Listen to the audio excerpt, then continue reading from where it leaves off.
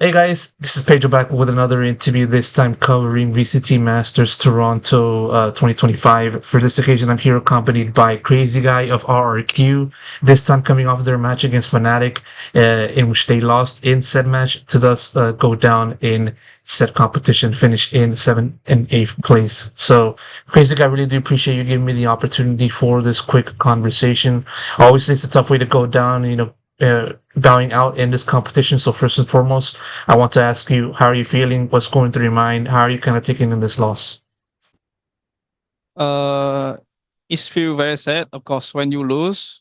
But then when you play on the stage, you see like the crowd, like the stage actually like so nice. That's why I really want to win because I want to enjoy this moment more. But yeah, sometimes you can't get what you want. So No, for sure. I mean, it's definitely a tough way, a tough set of emotions that, must be going through you at this very moment. I mean, just want to ask you first and foremost about the match that went down and more specifically looking into Ascent. I know I already asked Ewok a similar question back in the press conference, but I kind of want to know about your point of view, your thoughts on what went down. I mean, how would you kind of look at Ascent and the curveball or the surprising comp selection that Fnatic threw to you guys, and how did you kind of like react to it, and how did you try to work around, and how did you try to like counter it as best as you could? to be fair, when we look at the Fnatic com, the only like surprise part is was a chamber. But then I think like we always have problem to play against like slow style team. Like you can see from the previous game against the China team and even on Lotus when people play slow, right? We It's hard for us to adapt because in Pacific we always play with fast style. So when we play against the team like to play slow, yeah, a bit hard for us. I mean, we kind of saw flashes of the good performance in map 2 on Haven, in which like you guys basically dominated Fnatic on that map and just basically didn't really give them any time to breathe. In that instance, that was like the peak of RRQ in this competition. As you kind of look back onto like how you guys performed on that map, does it give you frustration that like this team wasn't able to show more of what you guys showed in Haven, but in other maps in this competition? Like if you watch our game from Pacific until now, you know like we play the Teo a lot. So the Teo nerf actually changed the game for us. Like the Haven game is not too different because we didn't play the Teo.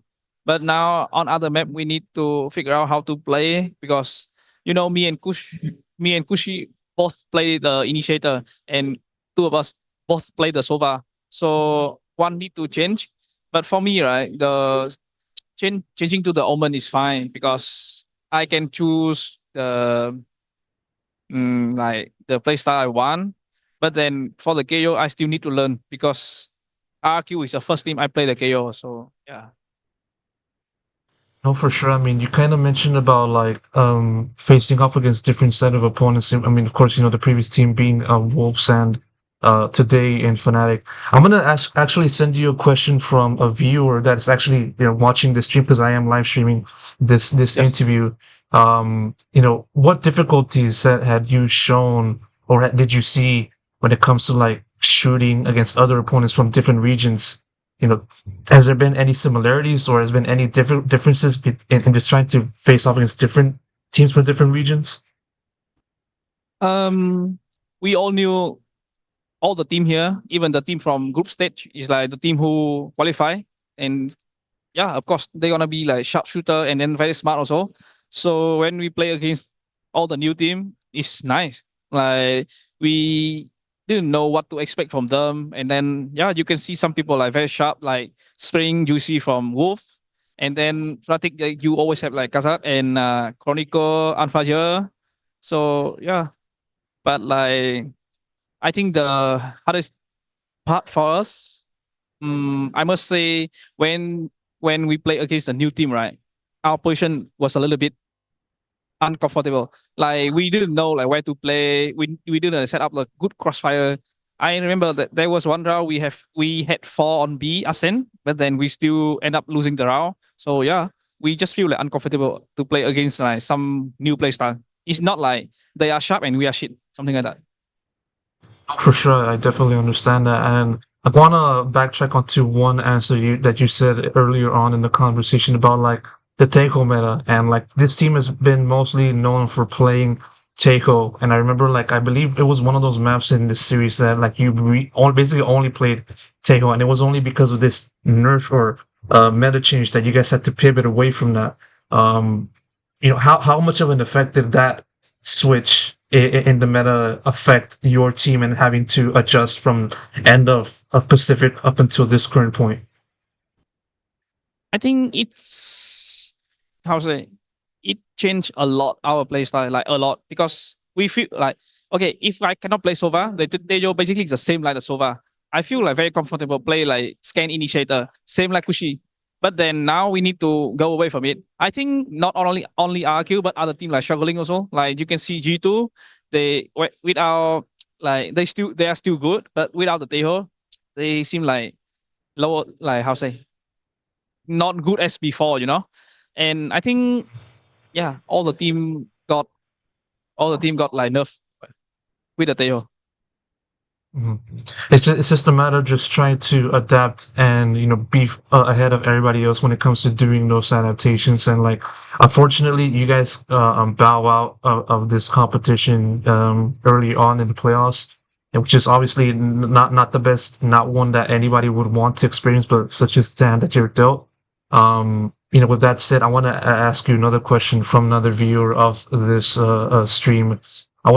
They're asking and they want to know if like because you bow out so early in this playoffs, do you feel more motivated now for like stage two and the road to champions because of today, because of losing against Fnatic? Yeah, like I said from the first question, right? When before before when we play in Pacific, I feel like the stage was not nice. Like not many people, and then the atmosphere there was not really good. But then when I play here, right, when you go out, a lot of people support for you, a lot of people are cheering for you, and when you win or when you lose, like people like make so many like cheering sound. It was so nice. That's why I think that motivate me to try harder because when you play in this atmosphere one time already, you want to get it more. And yeah, of course, I want to get it more. I want to like enjoy those moments more. For sure. I mean, definitely looking forward to what you guys have in store for the future. And like, one more question or one other question from another viewer.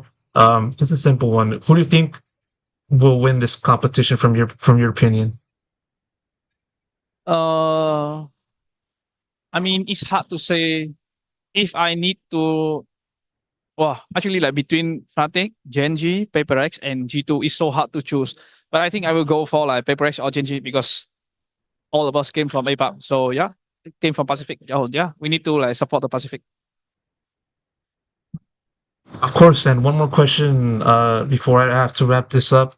What do you feel is going to be like the most fondest memory you'll have from this competition? Because like this is the first time you appeared in the Masters, and sure you already appeared in Ascension with Bleed and winning that event, but like this is a different experience altogether. So, what do you think was be the most fondest memory you have?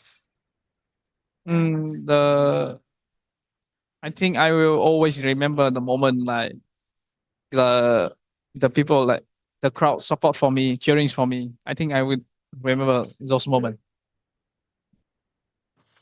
Said a crazy guy. Really do appreciate you giving me this opportunity for the interview, and of course, unfortunate you guys come out of it on the losing end, but hopefully you guys can use this as a way to get better in the future. So thank you so much, crazy guy, and best of Thank luck for you. you in the future.